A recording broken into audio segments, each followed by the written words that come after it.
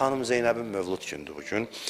Hamınızı təbrik edirəm Həzrət Zeynəbin mövludu münasibəti ilə. Gün hələ qarşıdadır. Mən sizə tövsiyə edirəm ki, 2 rükət xanım Zeynəbə namaz hədiyyə eləyin və hacətlərinizi istəyin. Alimlərdən birindən elə dünən gördüm, deyir ki, ən çətin hacətləriniz ki, nə qədər vurnuxursuz həll olunmur, xanım Zeynəbə and verəndə Allah keçmir o anddan. Yəni 2 rükət namaz qılın və onu Allaha and verin Həzrət Zeynəbə, Allah hacətlərinizi verəcək inşallah. Elə bir xanımdır ki, adını Allah qoyub, özdə Əlinin zinətidir. Zeynu əbih, yəni atasının bəzəyidir, zinətidir.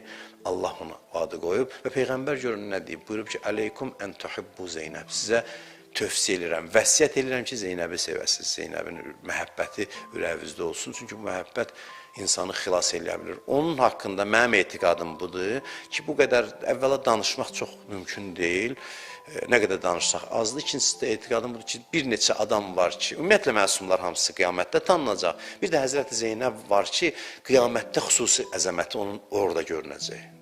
Orada bilinəcək. O kim idi, nə məqamın sahibidir, bütün deyilənlərin heç biri Həzrəti Zeynəbi bizə tanıtıra bilməz. Həzrəti Zeynəb çox uca şəxsiyyətdir. Olduqca uca şəxsiyyətdir. O qədər ucadır ki, Kərbəlanın şərikidir. Şərikətül Hüseyn deyirlər ona. İmam Hüseynin şəriki. Yəni, tarixin ən böyük hadisəsini yaratmaq ona nəsib oldu. İmam Hüseynlə yanaşı. Görün, buna qədər əzəmətli şəxsiyyətdir və elə o da, həmin bu dediyimiz mövzuya da gəlsək, çətinliklər içində aram insandır.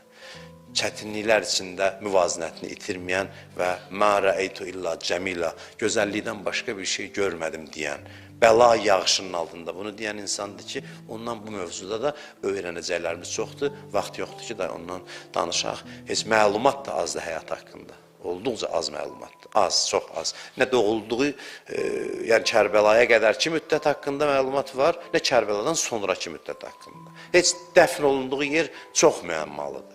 Yəni, çox müəmmalıdır. Bilinmir ki, hansı şəhərdə. 3 ehtimal var, heç biri bir-birindən möhkəm deyil. Yəni, elə alimlər var ki, məsələn, Mərəşi Nəcəfi deyir ki, mütləq və mütləq Misirdədir. Mümkün deyil, Suriyada olsun. Mərəşi Nəcəfi də bu sahənin. Amma başqa bir böyük alim deyir ki, Suriyadadır. Bir başqası deyir, Mədinədədir. Yəni, həyatı çox az məlumat olan, məlumat həyat haqqında az məlumat olan insandır. Qısa bir məlumat var, amma bu qədər qəlblərimizdə yer tapan insandır. Sözümün sonunda Allah and verirəm, o əzəmətli xanımın, Əhl-i Beytin əzizi olan xanımın hörmətinə, ehtiramına Allah hamımızın hacətlərimizi rəva eləsin inşallah.